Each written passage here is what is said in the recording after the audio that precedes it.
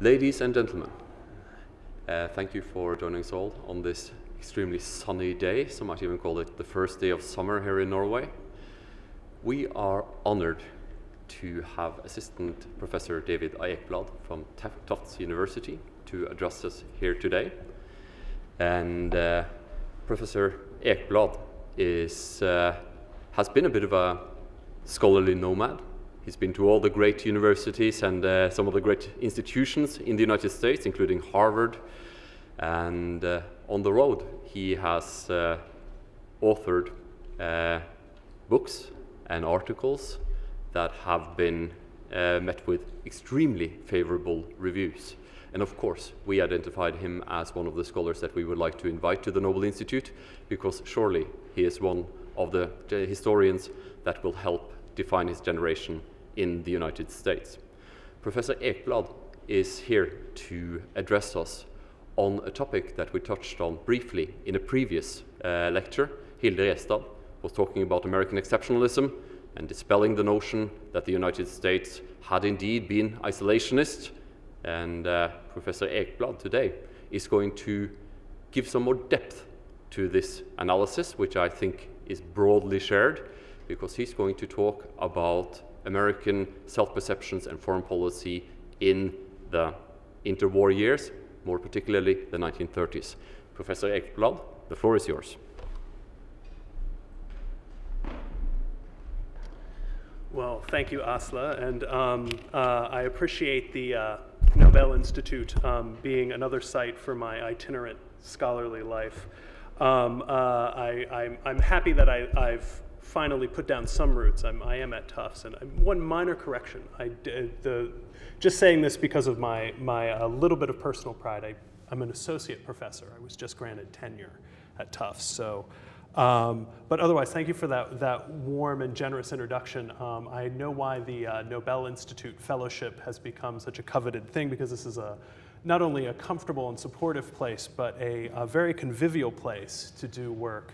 And some of the most stimulating lunches I've had in recent memory have been just upstairs. So thank you to Asla, Olaf, Geir, and the staff here for welcoming me. And it's good to be in Norway, actually. It's good to be in Norway, a place away from the United States to talk about US global affairs. In fact, it may even be the right perch to be on a branch far away from the United States to talk about the US's global role, because the US does look different from the outside. Even though I'm going to do a talk that's much more about internal dynamics. And what I am actually trying to get at is why the extended economic crisis of the 1930s that broadened into something that was social, political, cultural, diplomatic, and then military, began to fundamentally shift the way the US dealt with the world, and how important sectors of the United States, not just the American state, but important sectors of the United States,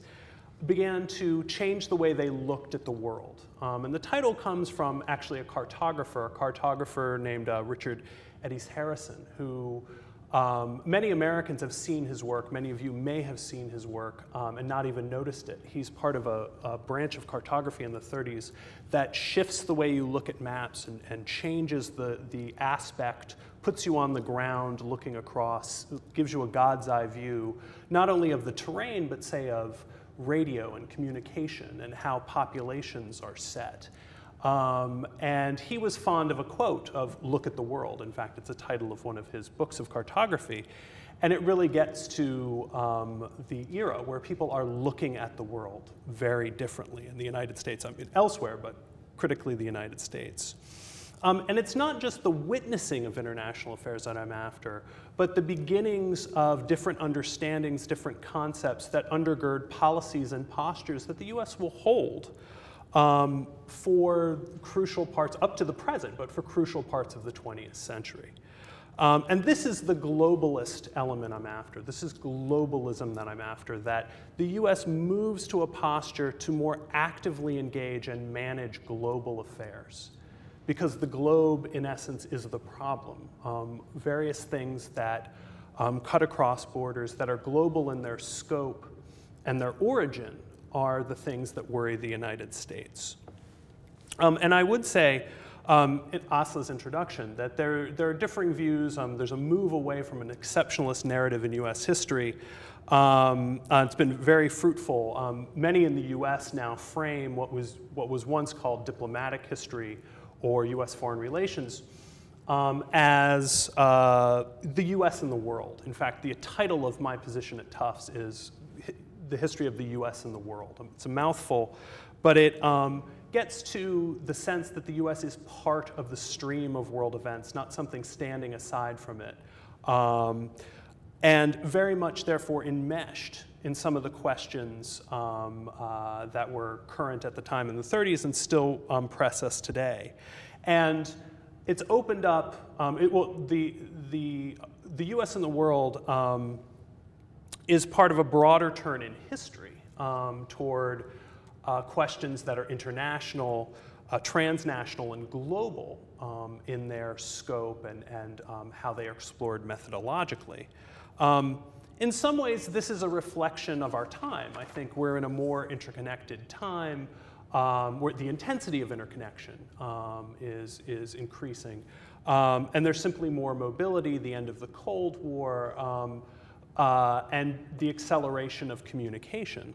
Although not something that is new to this era, very much something in the past, and particularly in the period I'm going to talk about. And this is part of the way historians write. We write, in essence, histories of the present. Every generation writes its own history. But the wonderful part of this is I think these views give us a sense of elements in the past that have been overlooked or sidelined in earlier discussions. And this, I think, has opened the door to an understanding that the US has been in the world in more ways than we've often appreciated.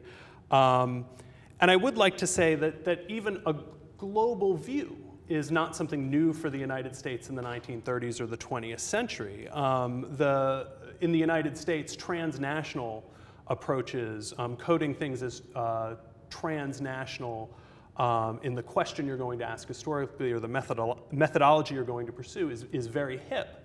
But the term itself, I mean, one of the popularizations of the term in relation to US history is the progressive writer and thinker Randolph Bourne in 1916, who's talking about the US being a transnational nation, being knit into world affairs, particularly by the movement of people and migration, but just by its nature being knit into the world. In fact, he writes the article in 1916 is in the Atlantic Monthly that other historians looking at print culture and media have seen American, particularly the middle classes, but the American elites, increasingly aware in just their sort of day-to-day information consumption of what's going on in world affairs, that the rise of magazines like The Atlantic, Harper's, The Nation, and a sort of a middle-brow print culture engages Americans. It's an aspect of what one historian has called a global awakening and later broadened into the place of a global republic, right? The US is very much plugged into world affairs.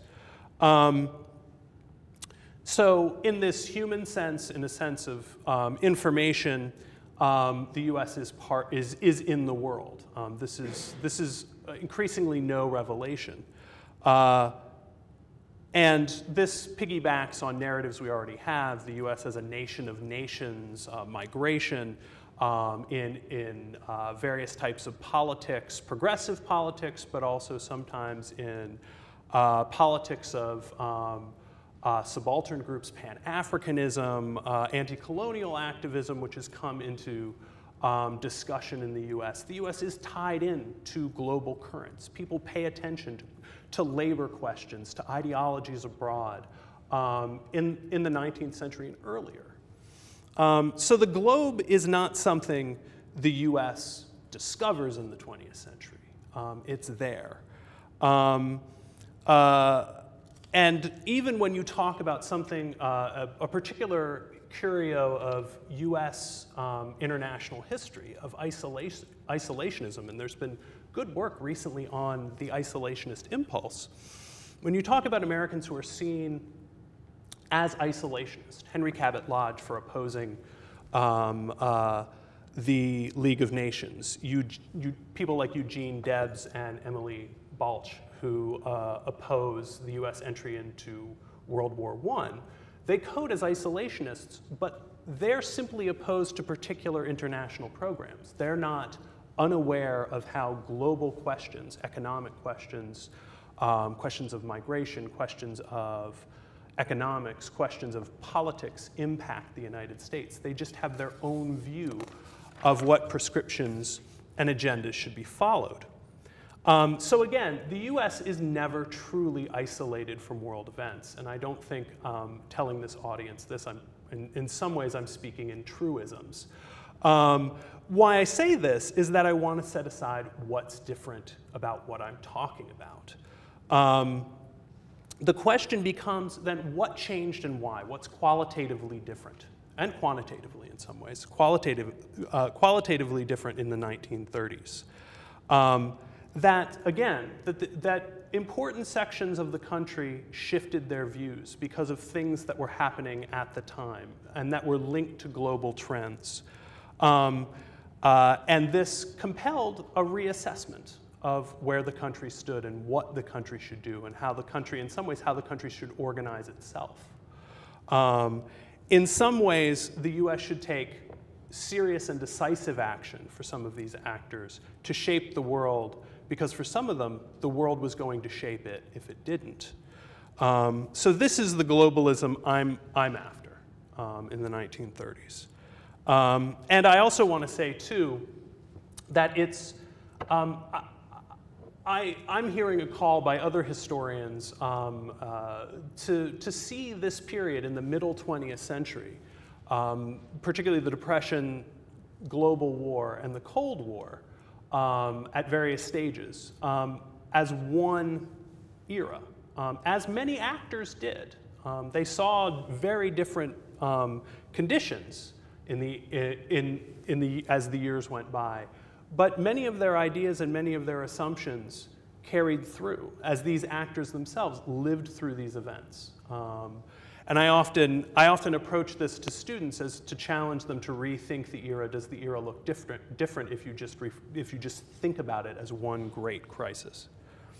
And for many Americans, and it's not unique to Americans, but I'm focusing on the United States, many people talk about what are some of the key themes driving some of the understandings. And people talk about isolation, interventionism, neutrality as key elements. But I would even go one level lower and say it is a question for many people about modernity. It's about modern life, modern industrial society that is driving them, that they are truly concerned about. The revolution, and you find this so often in writing, it almost becomes unexceptional, is the revolution people are living through is modern life, to be very simple. They will often use other terms for it, but the arrival of high-tech society, the arrival of the benefits of science, and which way and who is going to decide where this revolution goes. This goes against often the way in history and international politics. We talk about revolutions as much more of a political act.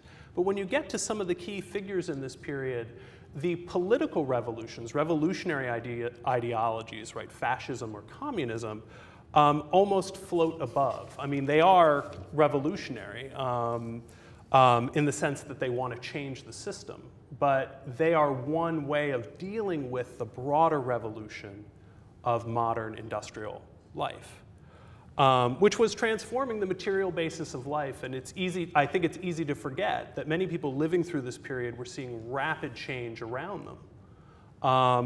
And again, I want to qualify this by saying, there are economists and some people at the time who refer to the 1930s as the most, the decade with the most technological advance.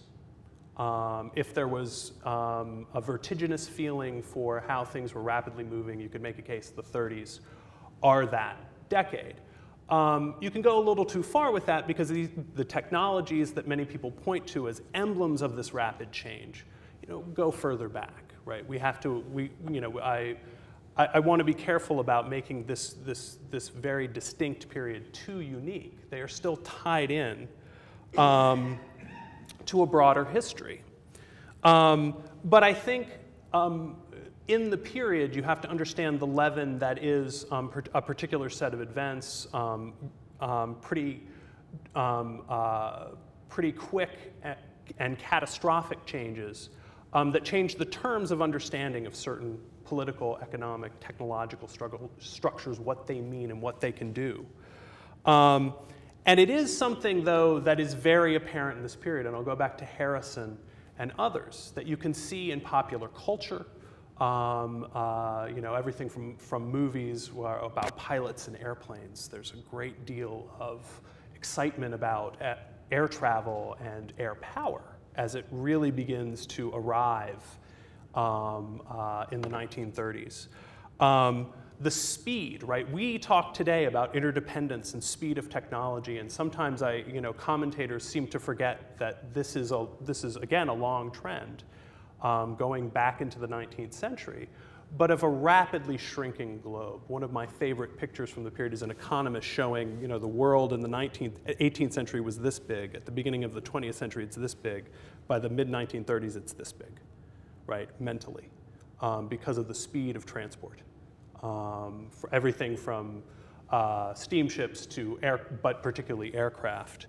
And that again goes to people like Harrison who see this as literally remapping the globe.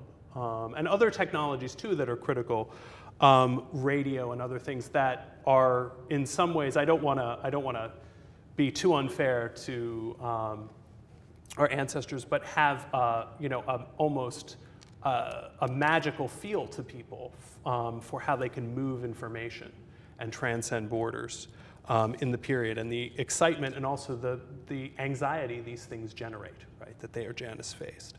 But what really begins to throw some of these things out of kilter, why some of these things are viewed in the way they do and change many perceptions internationally and in the US, is the Great Depression. The Great Depression reaches its nadir in the early 1930s, and the Depression, for many, is a background point for the social, economic, and then political dislocation that follows. It's a crucial point for understanding the instability in political systems, but also the instability in the way people look at certain things. And it also, I think, drives home the increasing global understanding and interconnectedness that people feel in this period. I would share with other scholars the idea that the Depression is, in many senses, an early global event in the sense that many people, most people on the globe, could feel that they were participating in something with everyone around the world. In the sense that the Depression caused trouble for coffee growers in Colombia, for silk makers in Japan, for jute producers in India, for car makers in the United States. Everybody could understand this, and through mass media, you could understand that there were implications, political, social, and otherwise, for other people. Other people were experiencing this in a similar way at the same time. There was a global understanding of this. And in part, this is many forms of communication, but one again is radio. And I just want to share one thing that I would mention that gets to the qualitative difference of this. There was extensive communication, print media, telegraphy that was almost instantaneous in the 19th century. But the difference with radio, and even compared to movies and other media that had hit in the 20th century, is that it's immediate. You speak, You speak into a microphone and you can be heard, particularly by the 1930s, on the other side of the world. And it goes to the broadcast. As in English you say, when you put out a radio program, you put out a broadcast. It's an interesting thing that is actually an agricultural term of a farmer taking a handful of seeds and throwing them out, achieving a broadcast that all kind of hit fertile soil at the same time. That technology facilitated an understanding of a global event that was dislocating is part of the era. And that plays into the role, the perception of the perception and the reality of a corroding international order that was built on liberal principles, the order that had been built up after World War I. Very quickly totters, corrodes, and by the end of the 30s is collapsing. And this lends lends credibility to what many at the time term crusading movements, right? Communism and fascism. Other critiques too, but other critiques of liberal capitalist society, because liberal states can't seem to get it together. They can't seem to govern the economy. As political and diplomatic questions begin to get out of hand, they can't deal with that either. It gives great credibility to critiques of the existing system. And it's in this milieu, right, that American society is forced to rethink what the world means to the United States. And this isn't a complete survey, obviously, but critically we have to look outside the American state, because the American state is relatively small. It's growing with the New Deal, but particularly its international capabilities are limited. You know, the National Security Council, the policy planning staff, even a larger State Department is a long way away. It's in the future. And you look to see where a lot of ideas are being generated, and they're being generated in the society at large. I mean, what we might today call civil society is producing a lot of the good thinking and actually sometimes a lot of bad thinking on this. But this is where you have to look for some of the key reconceptualizations of what's going on in the world. And I would pull this to a number of key international relations institutions that are crucial to this, and they actually get us to some of the ways the public is actually being engaged in this. I mean, the institutions are still the focus here, but it gets us to how people want to get at the public as well. As many of you probably know, there's a rapid growth in the United States. It's mirrored internationally, but particularly in the U.S., there's an understanding after World War I that the American people were not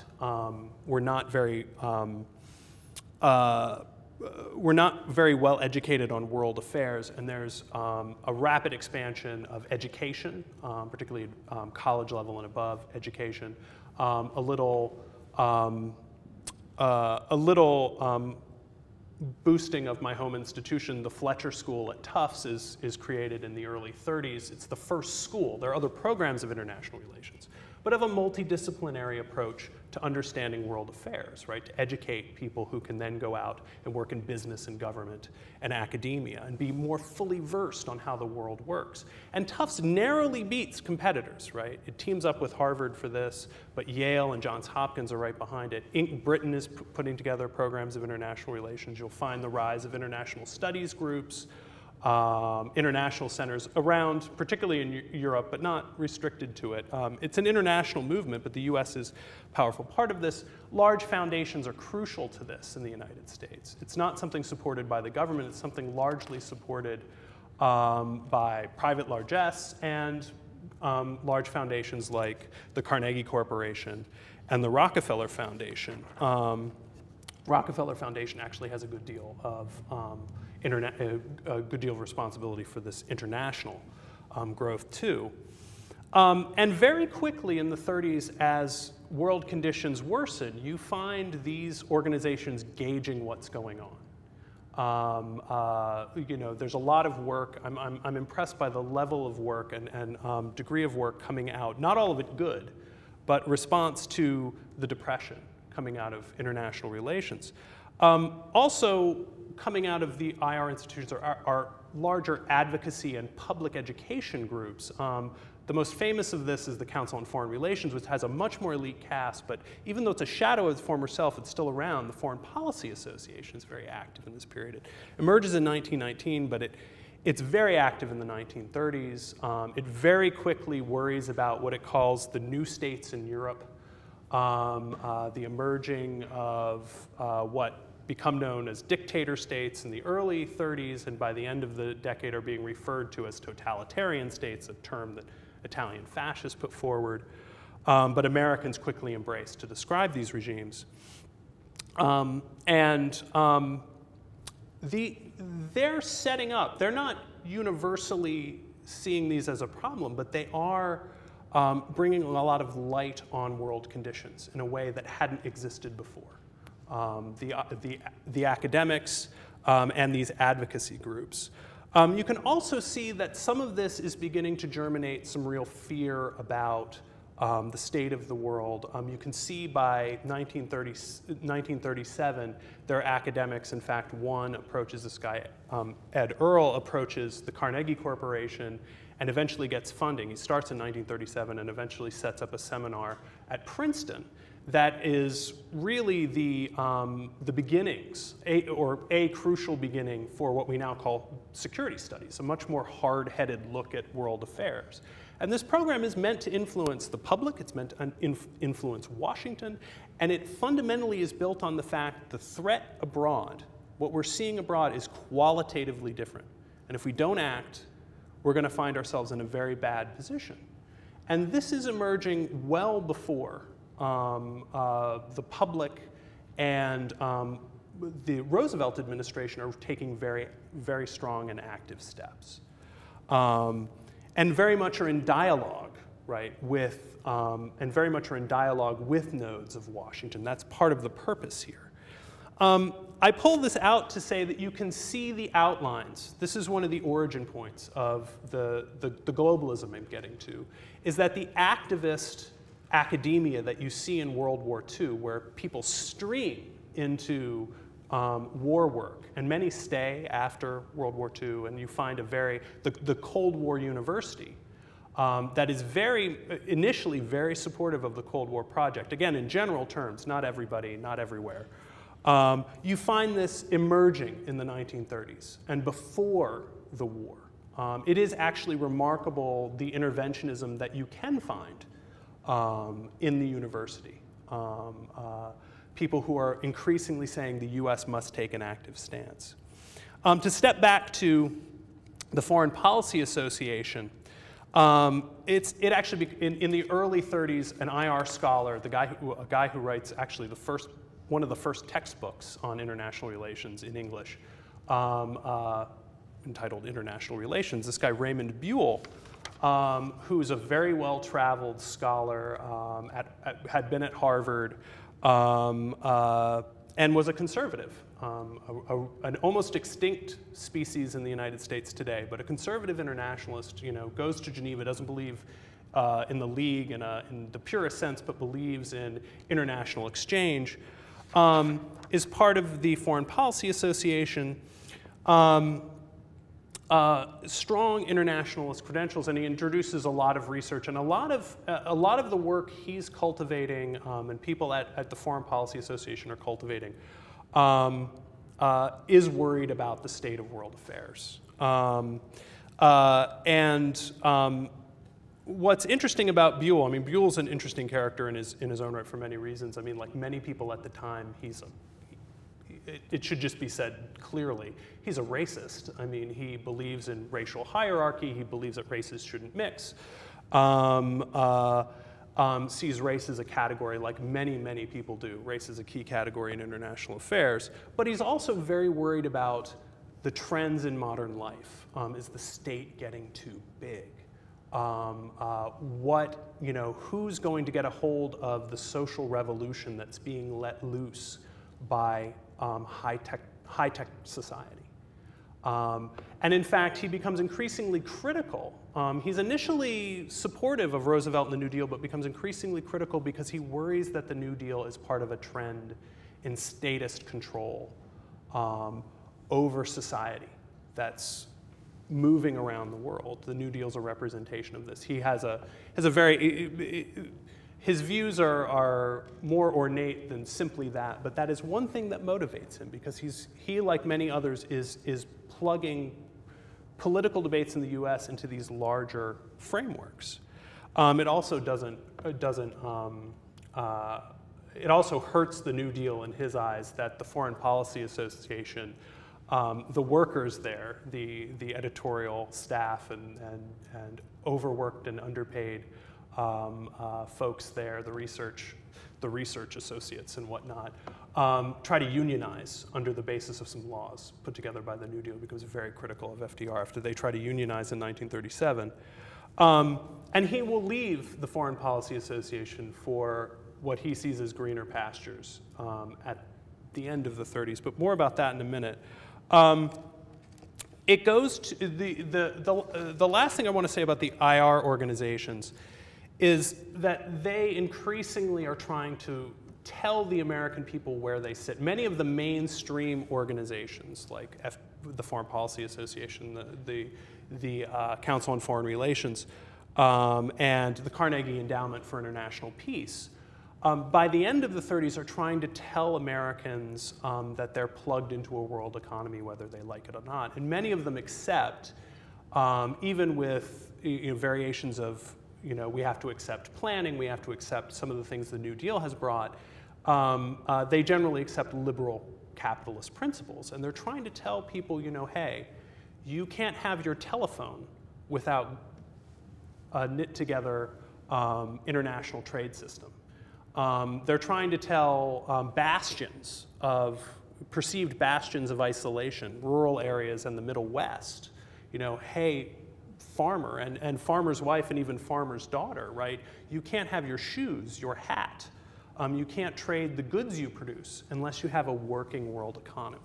And this gets me to one other point I'll hit briefly, which is the presumption increasingly becomes, as the world economy falls apart in the 1930s, that the US must guarantee a liberal economy, a liberal world economy that is global in its scope.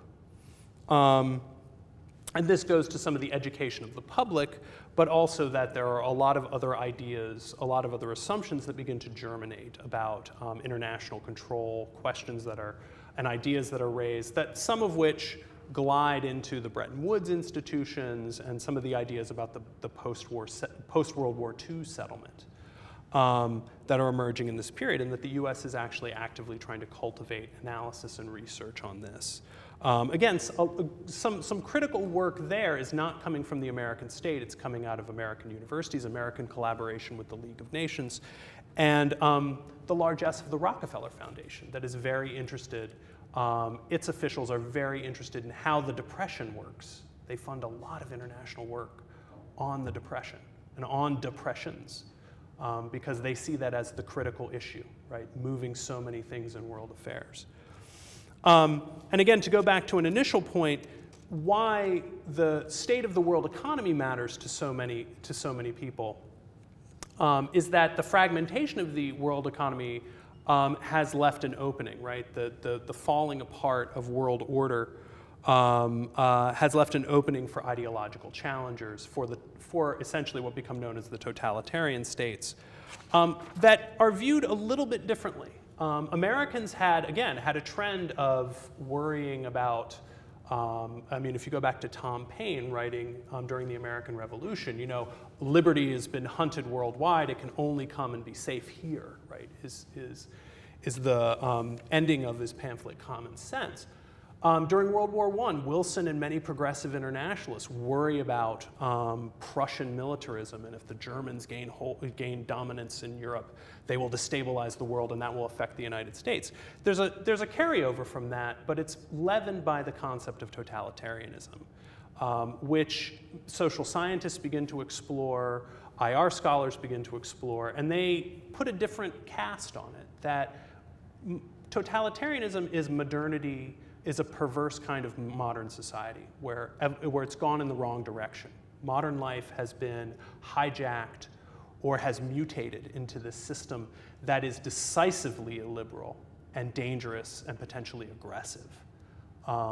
And this is a threat to us, and a fragmented world economy allows these types of societies to emerge, and they will perpetuate it, right? There's a feedback loop on this. They will perpetuate it. The Japanese and Germans, the Soviet Union, all talk about autarky.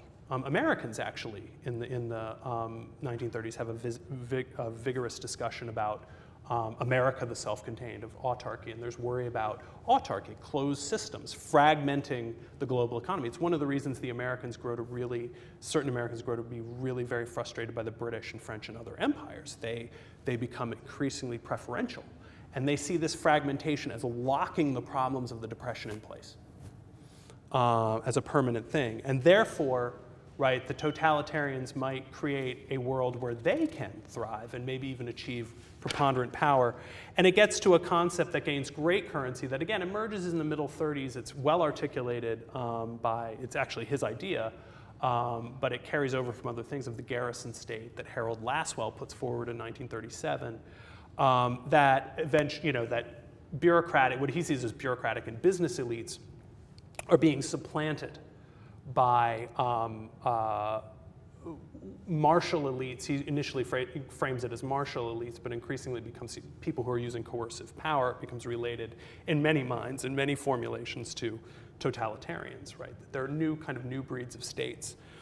And that the garrison state is a state of being that can come back on other countries, right? And if totalitarian states gain enough strength to challenge the United States, we may not have to fight. I mean, one of the worries is not necessarily that the US is going to be attacked or invaded, but that the world is going to become inhospitable to the best, to an American way of life that would allow liberty, capitalism, a certain way of the United States being the United States, not to flourish.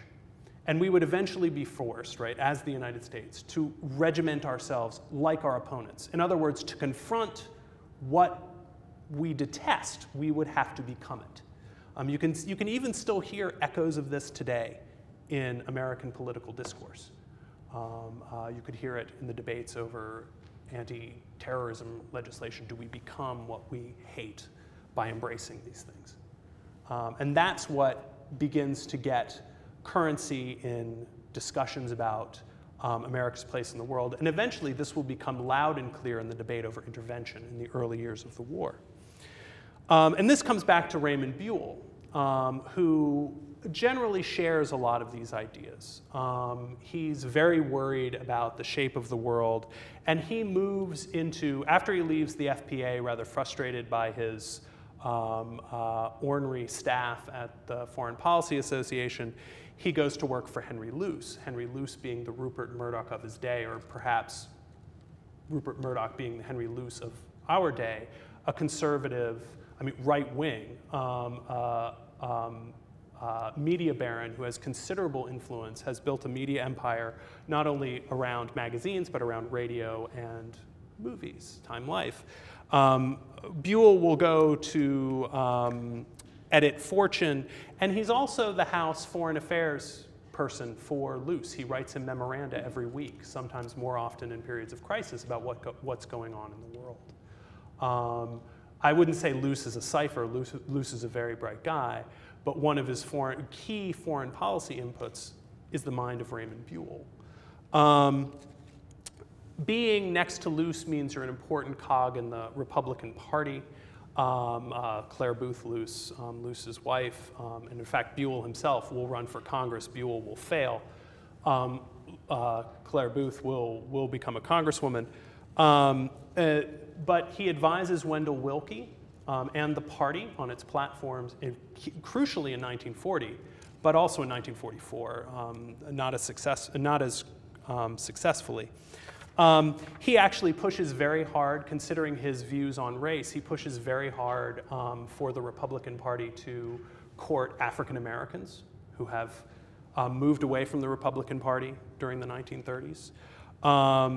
But as much as he can think about something as dramatic as that, he's also pushing very hard for a much more activist Republican Party. The Republicans had been much more, they were not isolationist in the 20s, but they were unilateralists, and they were very traditional in their politics, and their international, and their approach to diplomacy.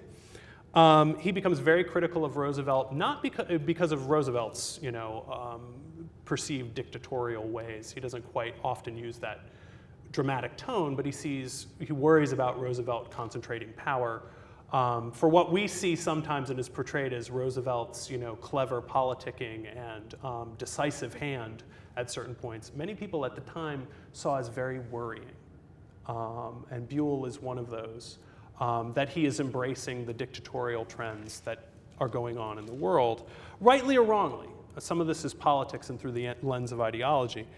But he is urging a much more interventionist policy. And by 1939, he's saying things that he's been saying for a while, but he says them just very clearly.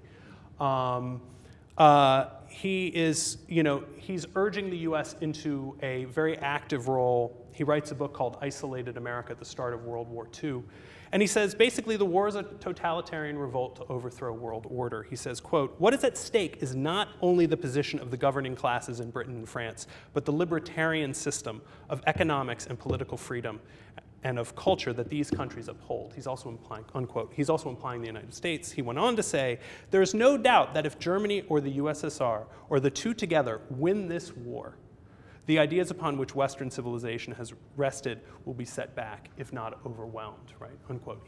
This is, of course, in the period where many see the totalitarian menace as fully unmasked, right, that Hitler and Stalin have joined in a pact. His focus is Germany, but it's the danger of ideology. Ideology has become the crucial danger here. And he says, quote, "The time has come to stop dodging the issue and make up our minds to withdraw completely from the world or make it over as we want it to be." This all, I think, presages Luce's American century. I mean, again, Luce is no cipher, but he's got at his arm a guy who's saying things that he will repeat in essence, in 1941, in that famous article that names, for some, the 20th century as the American century. But more importantly than that, and I think in some ways more substantively, it shows that the center-right is moving toward a more permanent policy of engagement, of a certain type of engagement, that will tolerate certain things that the right and the Republican Party wouldn't have liked in the 1920s. That's not to say it's the only view, but if you're looking for an explanation of how easily the Republican Party comes to embrace the more active American global posture at the end of World War II, the seeds are already planted at this point. And I think that's as crucial as understanding the New Deal coalition and the Democratic Party. And since I'm running low on time, I'll say some quick things about radio. I've mentioned that this is one of the things that's the emblem of this revolution of modern life and the speed at which things are changing. And it is that in the 1930s, radio had been around since the 1920s, but you get networks, you get by the mid and late 1930s, you get shortwave as an effective international means to broadcasting. There's an argument to be made, there's some interesting books about this, but there's an argument to be made that one of the reasons, say, the Munich Pact looms so large in many people's imaginations, including American imaginations. It's the great epithet in American politics, right? You do not want to be Neville Chamberlain. You do not want a Munich. You do not want to appease an opponent, is in part because it's right there. There are shortwave broadcasts coming out of Europe to American audiences, and that is something that could have only happened within that year. it's the arrival of these things very quickly. And it also is, you see that many organizations very quickly, it's rather like the web a decade and a half ago. Everybody had to have a web presence. And the web was going to be revolutionary in ways that we don't see it today. Every organization had to have a radio committee, had to have people on the radio, and it's this wonderful thing that not only are these scripts, but sometimes you can find, you know, the voices of these figures available to you, because they thought one of the ways you influence public opinion was to go to the public that was listening on the radio, and it's a wonderful way to see, in essence, how they made the shorthand arguments and the stark arguments for American engagement. And I would say, I would go to FDR for one point of, and one of the reasons, again, why this era seems, I think, closer, is this mass media has connected us to these figures in a very humane way. You can hear their voices. That Americans often laud FDR for his mastery of the new mass media of radio, the fireside chats, these homey talks of making complicated things very simple with an anecdote or a symbolic imagery, right? And that goes to the image of Roosevelt. Roosevelt was also astute at handling and manipulating the print media as well, and other aspects of the presses. That goes to, again, the arrival of this medium. And also, I mean, you know, his mastery as a politician, he didn't have as much time with it, but Herbert Hoover, I'll give credit to an undergraduate of mine who put Herbert Hoover next to Roosevelt. Hoover never understood this technology as well as Roosevelt did. And he could have so much more, the gravitational pull, the feel is different. And people understood that very quickly. They understand the effect this can have on a mass public. And that's in essence, the positive side of a politician using it for good. They very quickly realize this can be used for evil. Modernity and modern technologies have this, are very often perceived as Janus-faced. You know, some wag says, you know, Adolf Hitler's voice, by the end of the 30s, Adolf Hitler's voice can be heard in the United States before it can reach the back of the auditorium where he's speaking in Germany because of shortwave radio. And there's an assumption that this is one of the things that breaks down barriers, renders borders permeable, and is dangerous because there's an increasing appreciation of the role propaganda played in World War I. It's only really in the late 20s that propaganda takes on some of the word takes on some of the insidious meanings we have today. And there is a lot of research in the 30s, particularly in the mid-30s as radio really hits its stride, about the effect on populations. And this very easily segues by the end of the 30s and into the war onto propaganda. How is this being used as potentially a weapon against us? Also, how can we use this as a weapon? An appreciation of this. But it gets to the anxiety this creates, right? That the U.S. is in a different position because of aircraft, you know, other certain technologies, right? Aircraft, you know, which by the 30s it's conceivable, and they actually are intercontinental. It's still a little fantastical to think of massive destruction visited on the United States in the period, but people are beginning to see it as a possibility. But combined with radio, you get events like the War of the Worlds broadcast in 1938, which is famously, right, the emblem of hysteria, right, mass populace brought to hysterics by modern mass communications. The reason why we know about this, by the way, is that a number of internationalist groups, the Rockefeller Foundation, had set up research organizations on the effects, looking at how did societies respond to radio and mass media. One of them, ironically, is in Princeton, which is, if you ever have listened to the broadcast, the Martians land in Grover's Mill, which is a few miles from Princeton. Perhaps they understood something too. The interesting part about this is that these social scientists are ready, they leap into action. It's one of the reasons we know so much about this case. They leap into action also to justify their own existence. They write studies, a famous book, Invasion from Mars, that summarizes this. But they go around, and there's all sorts of critiques of this, and some of the research has been unraveled, but an interesting point of the research is the people they interview. Many of them say, oh yeah, I thought there was a problem, but I didn't think it was invaders from Mars who were attacking us and gassing New Jersey and marching on New York. It was the Germans, right? The radio broadcaster had it wrong. It's the Germans. They had launched an attack on us. A few people say the Japanese, and there's one, in one of these studies, there's a little note that like one person thought it was the Italians. But it gets to the sense of, we're vulnerable, and again, to give credit, a few historians have seen this, right, as sort of the anxiety and the sense that people get that the stakes have changed, and that the world, and in fact, the social scientists who do this guy Cantrell, who's a very interesting figure in and of himself,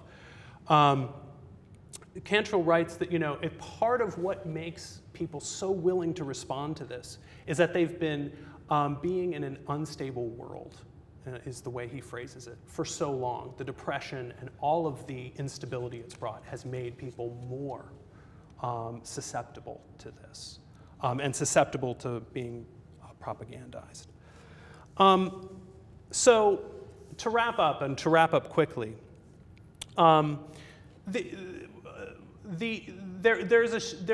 there's an increasing sense that the U.S. is vulnerable and connected to global trends in a way that that might transform it, might threaten it, might actually lead to its physical attack. And it's not, what's going on that jars many Americans and many institutions is a complicated set of things, and this doesn't even exhaust them. But it is an understanding that time and space are changing rapidly, right, in front of their eyes and before their ears, in a way that can cause the U.S. Danger in a qualitative way that hadn't existed before, and that certain things should be undertaken to ameliorate this.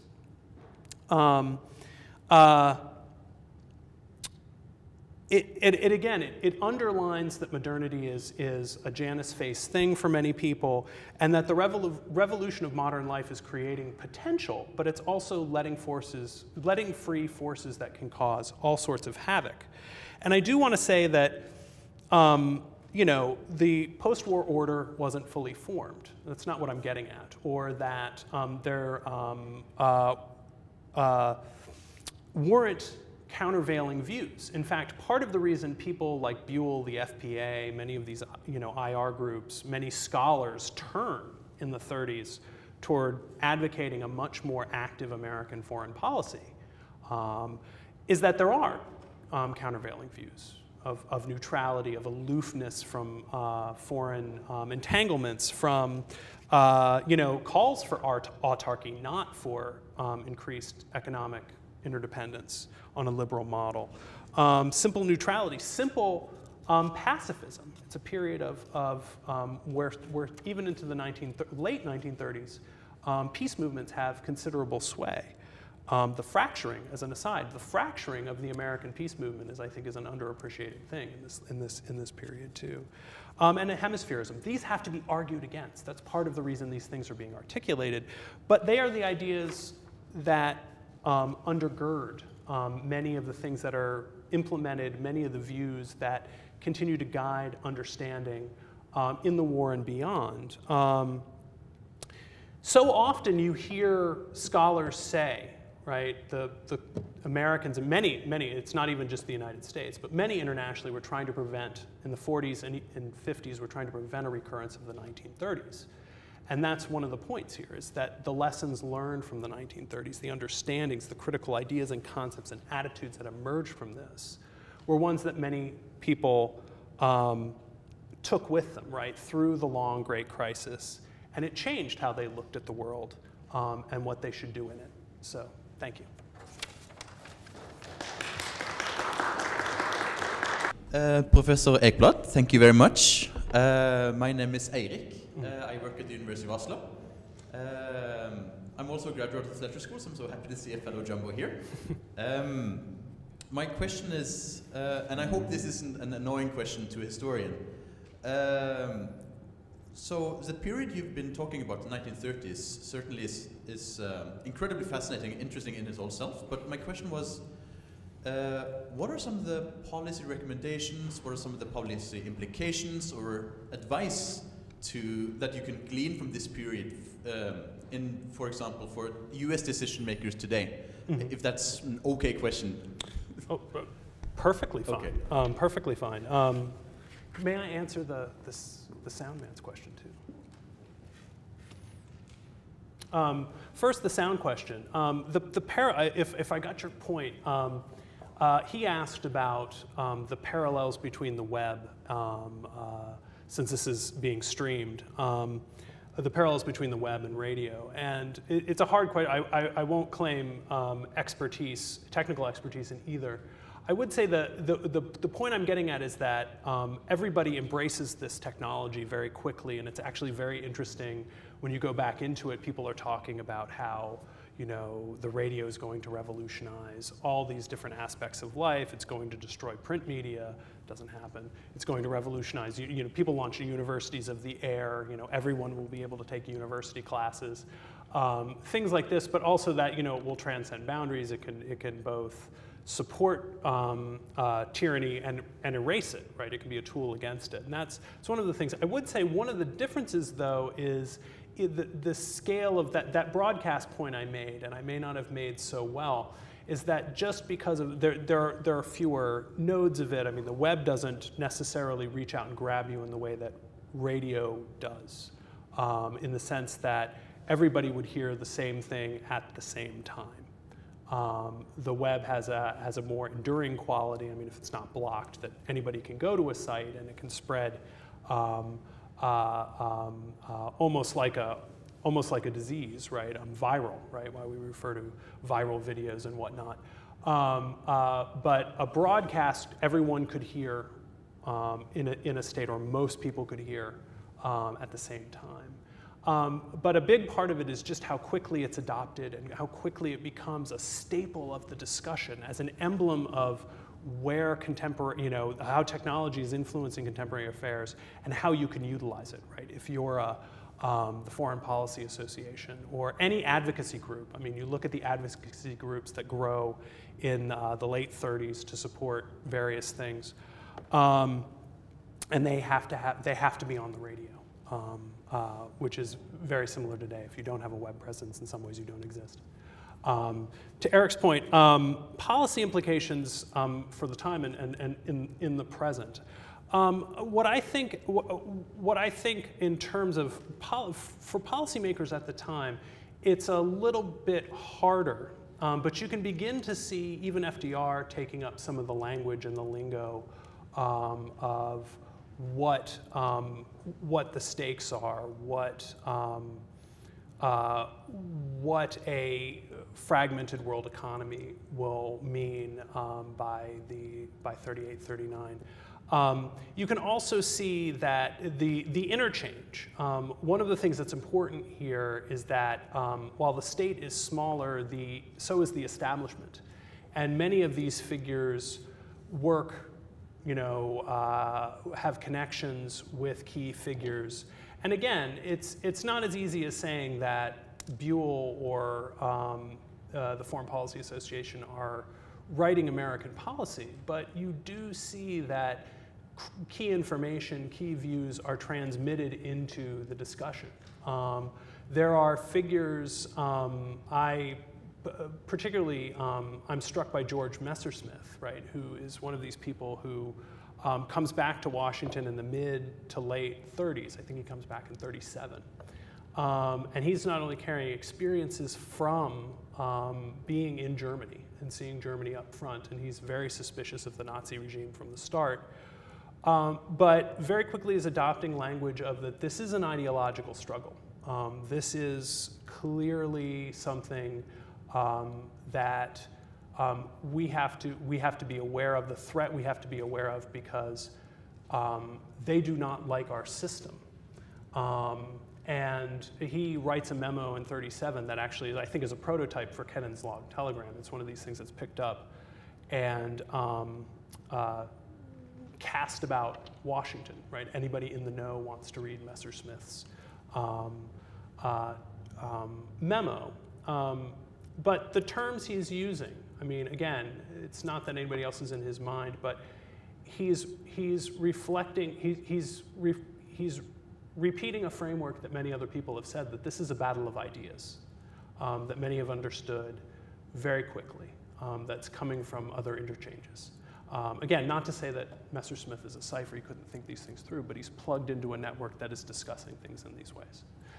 For the present, I think it's useful for us and policymakers to understand. Many of our views come from this period. That you know, some of our terminology, Americans look under the bed and they fear totalitarianism. It's still an epithet in American politics. Look at how Obama's policies have been opposed. But to understand, too, that a persistent economic crisis changed a lot of the terms and a lot of the assumptions that world affairs were how they were seen and understood. And to carry that away, I think it might lead to a little more humility among policymakers who respond to the day-to-day. You can see some structural shifting in the present. So I hope that's what you were getting toward.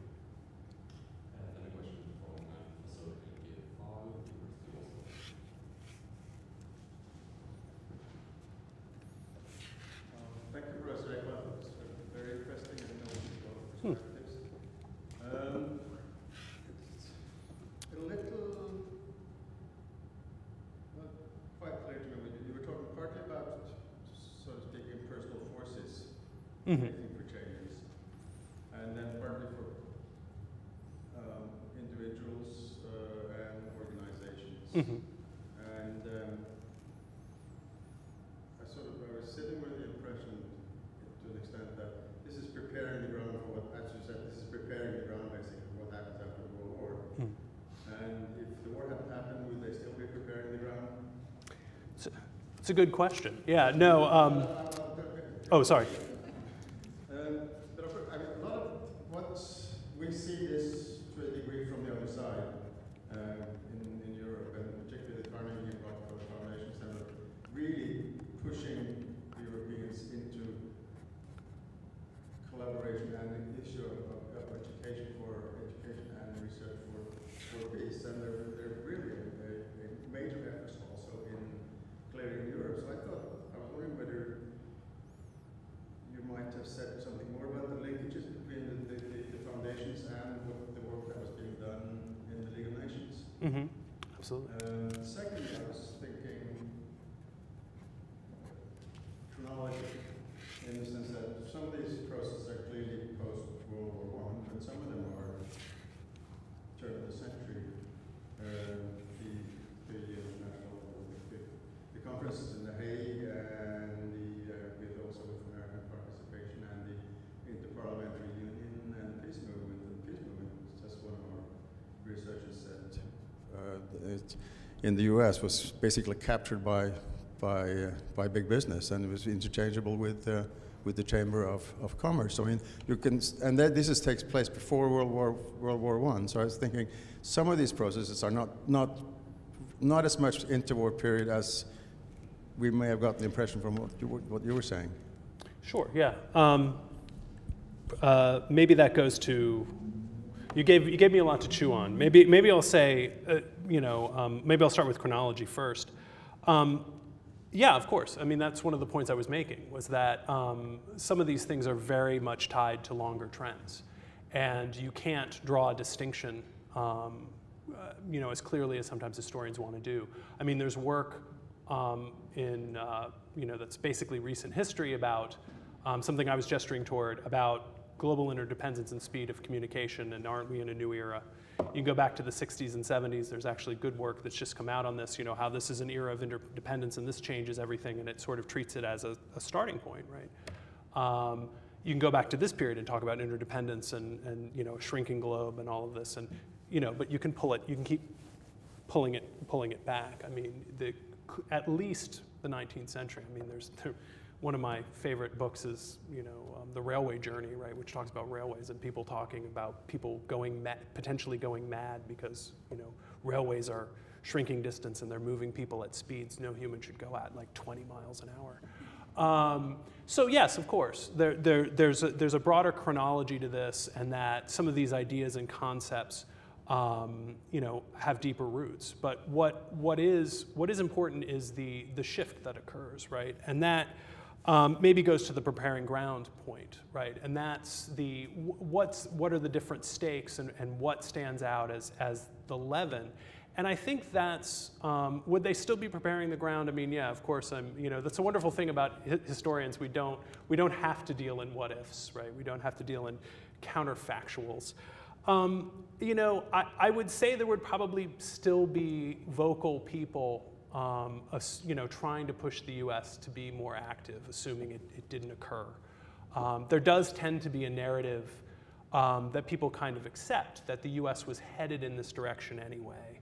And this just revealed it. And there's more, of course, contingent events. But I do think, assuming, Hitler slipped on a bar of soap in the shower and there was a coup and, all sorts of things happened. The US might not have assumed some of the role it did, but I think there certainly would have been stern voices saying, if we don't want to have another depression, assuming, it ever ended, we're going to have to do certain things. We're going to have to take certain steps to prevent the types of ill will there was. That the war comes along, and again, the war is contingent. The Cold War is contingent, right? And pushes things in different direction.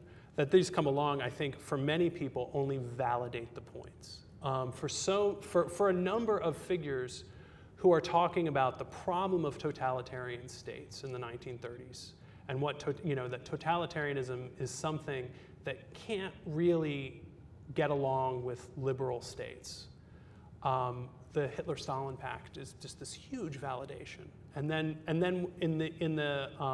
in the mid-40s, the actions of the Soviet Union. Well, it's proof, right? This is still a totalitarian enemy, and it's not going to change its stripes, and it is going to affect world politics in a way other totalitarians. Remember those guys we just had to, crush, act. So it sets up.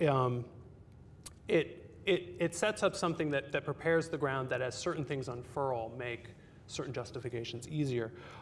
Yes, the one point I hurried past, the Rockefeller Foundation, very active, funds a number of international studies centers, IR programs in Europe, sometimes connected to peace, but also for a general sort of international cooperation. They're big boosters of the international studies, conferences that the League holds and wants to feed in that never quite achieve the kind of harmonious scholarship that everybody wants. But Rockefeller is very much connected to that. And that's something that I think gets lost in this presentation, is that the Americans are in a lot of these discussions, they're not as parochial as I make them sound. They're often very much influenced by external figures. Particularly as the war starts, there's the classic case of the exile and intellectuals and exile figures who come over and sort of tell you, you're right to fear these nasty regimes. But even before, of information analysis feeding in. And Rockefeller, as I mentioned, they support a lot of work in the League. They intensify their support of the League to understand, so that a handle can be put on the problems of the Depression. And it's one thing that, connected to this, there's increasing American official government interest in the League. Roosevelt, I think, as much as I've learned it's dangerous to know, nobody knew what Roosevelt thought. He was very good, but Roosevelt was an internationalist, but first and foremost a politician, and always studiously avoided looking too close to the League. But he was also very clear to many people, Europeans, Americans, the role the League can play is sort of as a crucial source of information, particularly on economic issues, because we need this raw material. So it's very much the U.S. The internationalism of international relations, if you'll allow me to sort of do that, is very important for understanding some of these formulas, and also that some of them are not necessarily validated by European views. In some ways, some European actors and some European voices would disagree with some of the figures I've put out here.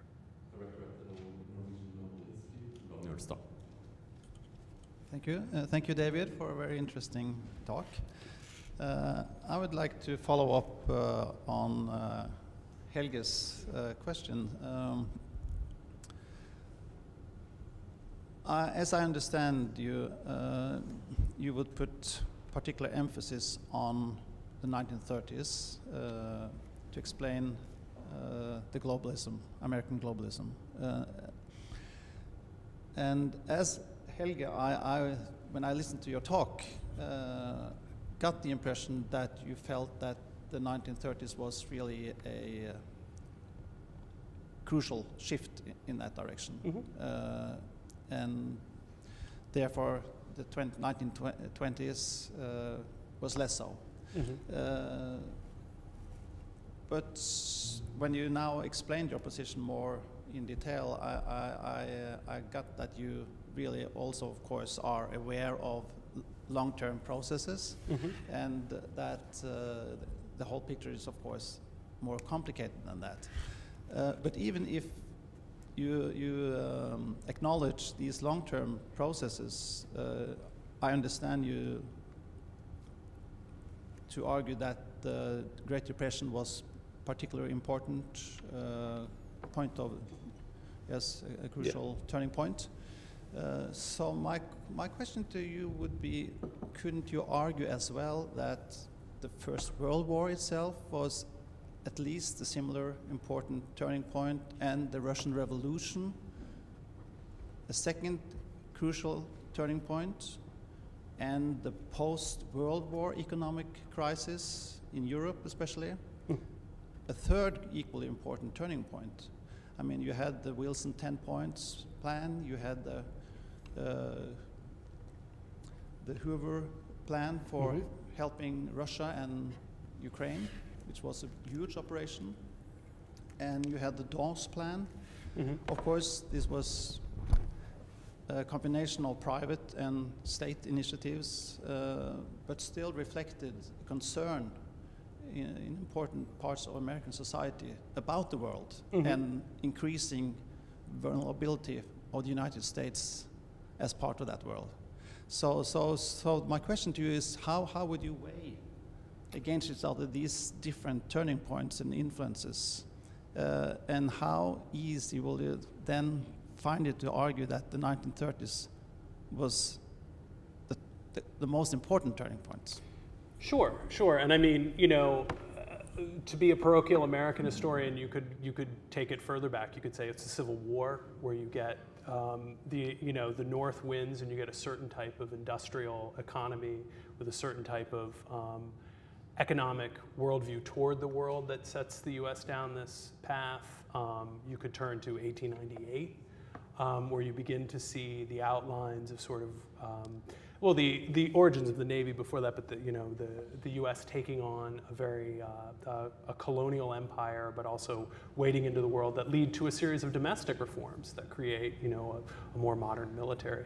World War I, of course, very important, and that was my gesture at the beginning. To there are other things that carry through here that the U.S. is engaged. I mean, I think we kind of kick the corpse of the view that there is that people argue that the U.S. was isolationist anymore, or that the 20s the U.S. was completely inward-looking. What I do see, though, is a change. What I do see is in the 20s, less of an investment toward a more active role in guiding and a formal role in guiding the world economy. One thing that's part of my research, but not part of this talk, is that you begin to have much more discussion about international control of economic levers. Some of it tied to some of the stuff coming out of the League. It's proto, it's general, but it's a difference from some things that had happened before, and certainly not things that were being actively and seriously entertained. I do think part of what why the Depression is different is that you do get, part of it is the global trend, the global trends of that arrive in America as Europeans and other states already accept the state as a clear player. But for Americans, it's the threat of the state, of state power in the sense of totalitarian power, but a much more active state at home and abroad that comes into play. That is part of domestic politics, right? That there's a democratic reformer in place. That's something different. But that's also something that's much more in the air and much more in the discussion in a way in the 30s because of the Depression and because of the challenge to liberalism, right? One of the things that is very different from the 20s, right? You have, the Bolshevik Revolution incredibly important, and having what is a living, breathing critique of liberal capitalism in a state, in the Soviet Union throughout the 20s, is something. But the force that is given in the 30s is quantitatively and qualitatively different. And that also then you have fascism not merely existing in Italy, but arriving in Germany, right? In Germany, and saying, we have no desire for the type of system you've attempted to maintain.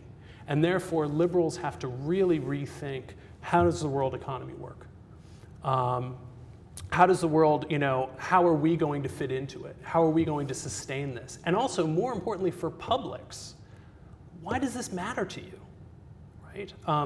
One of the things that this radio discussion segues into are large discussions of post-war planning and other things that begin for Americans in the early stages of the war. I mean, Americans are talking about post-war planning in early '39, I think some of them is the earliest event, before the war even starts.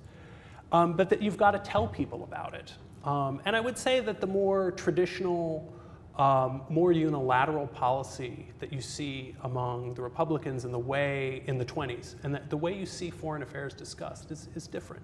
And that's what I'm trying to get at. I'm trying to be both a good historian and say, look, it's tied into everything, right? And it's tied into the war, and it's tied into the Cold War. You can't see everything. You can't see American troops posted in Japan in 1939, but you can see some of the assumptions that people will deploy to support that by the end of the 30s, and it's the milieu of the time. So I hope that gets to it. I mean, it's a fair question, but it gets to any inflection point in history, right? Why is this opposed to this?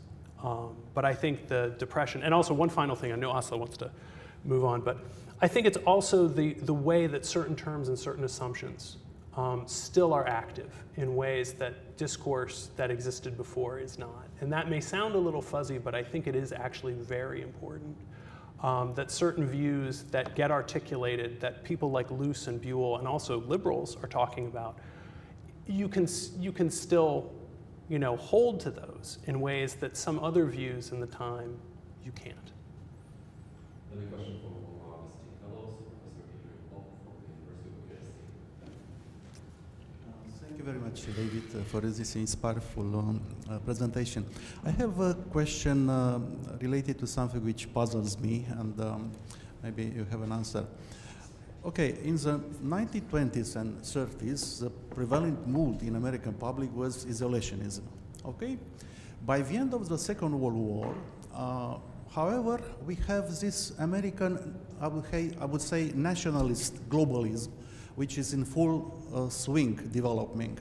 So could this outcome can be put or attributed to the debate between interventionists and isolationists which occurred in, as a following of the Great Depression. Okay. Yeah. I would say on one level that the public, having embraced a lot of these ideas, right, of a nationalist globalism, of the U.S.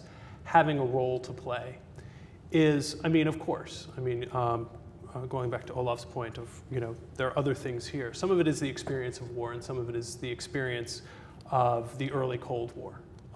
That they're really, these threats that you've told us about are really true. But I think it's often articulated in terms and in ways that people are beginning to lay down, right? That this is a particular role for the United States to step up and be a global leader that Buell and Luce are beginning to hammer out. I think that's the difference. And I would also say that the prevailing view, you can say it's isolationist in the 20s, but even there, the United States is still active, internationally in things that are very popular with the public.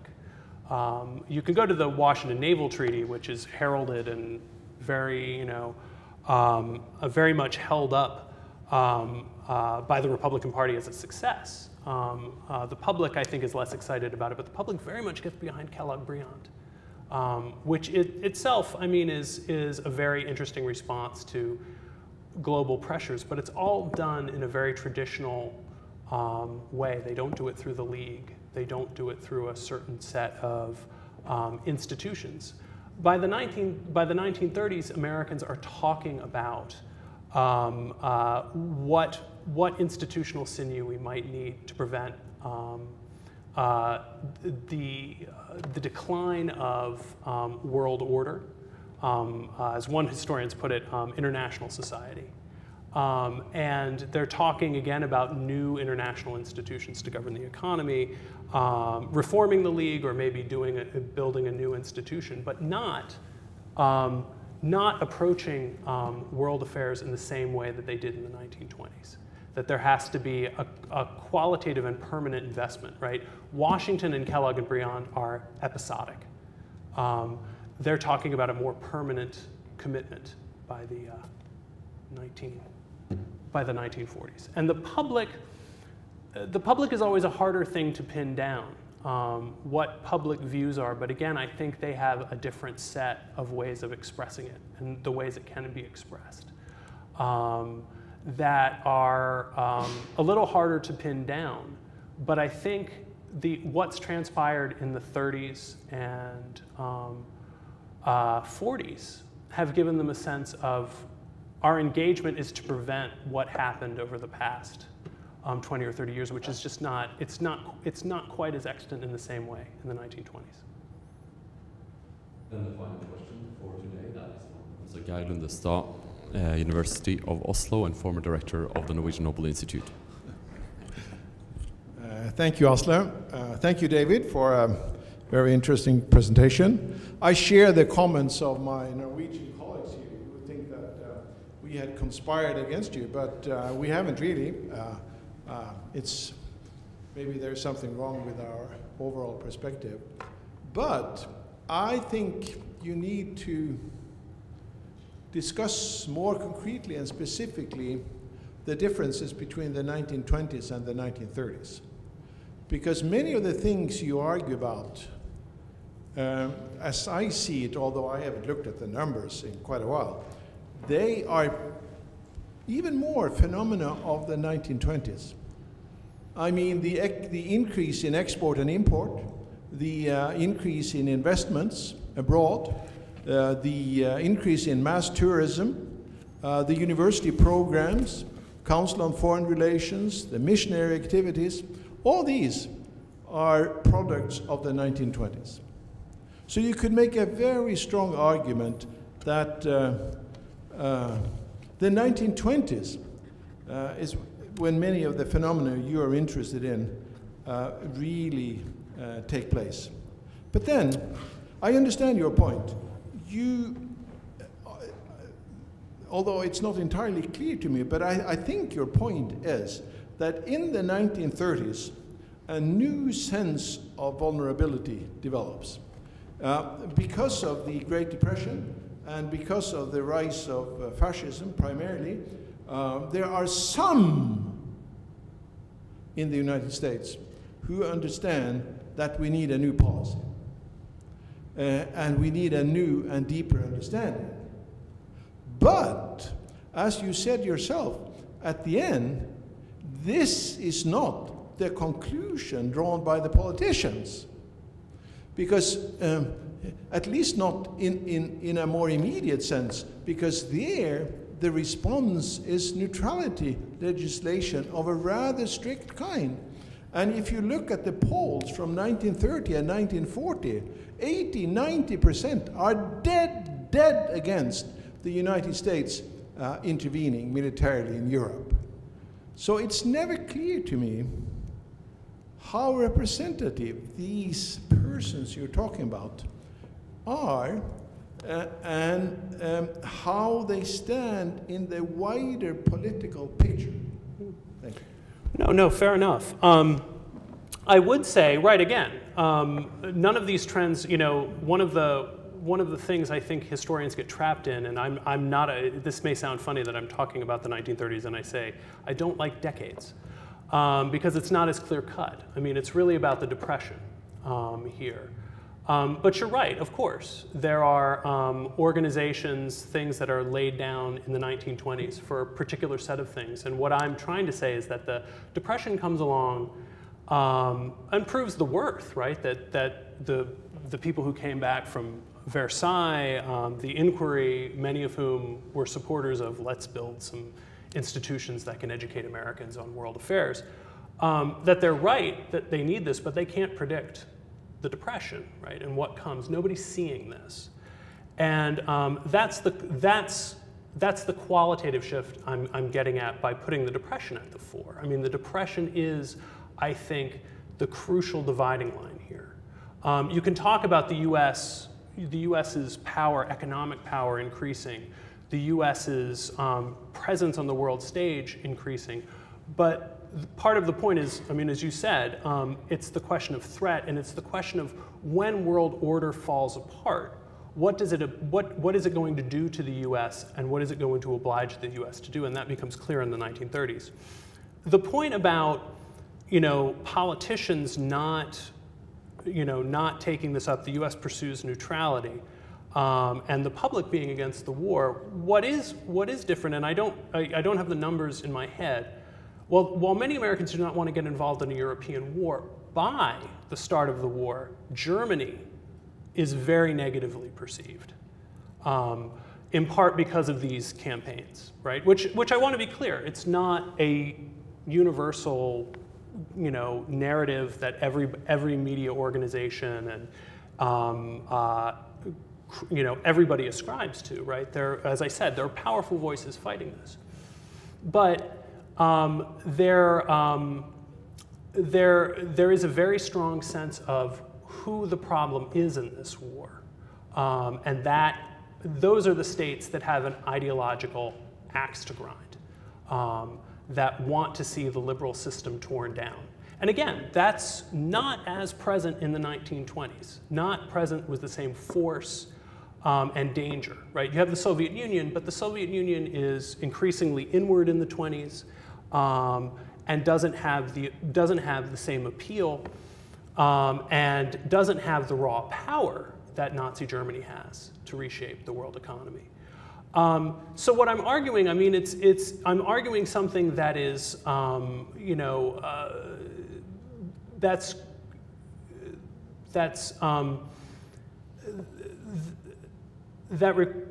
I'm arguing something that puts at the front the broader question of what global breakdown means. And you can't see a global breakdown until the 1920s.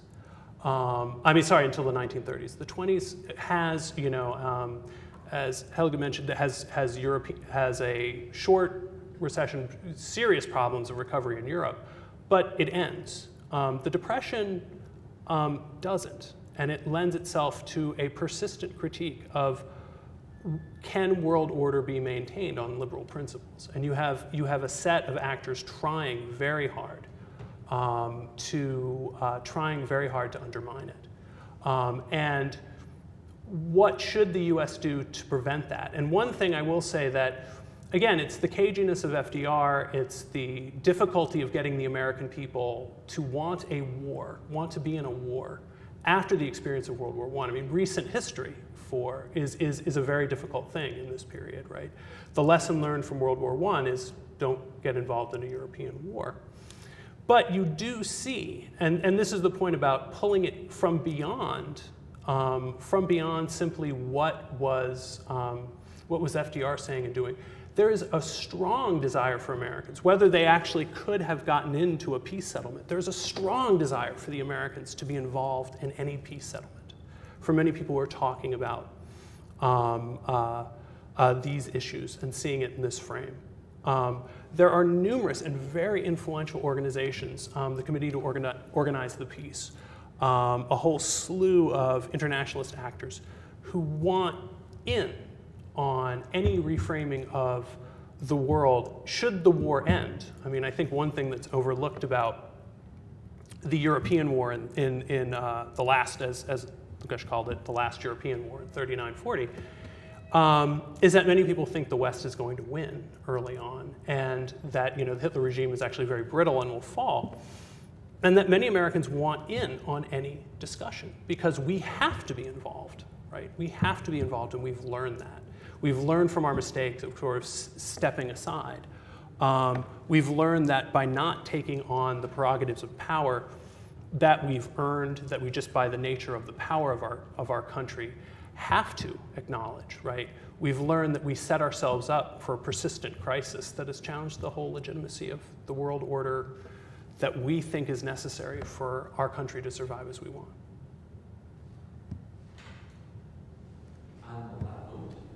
Thank Professor David Ekbladh for his presentation. Please join me in a round of applause.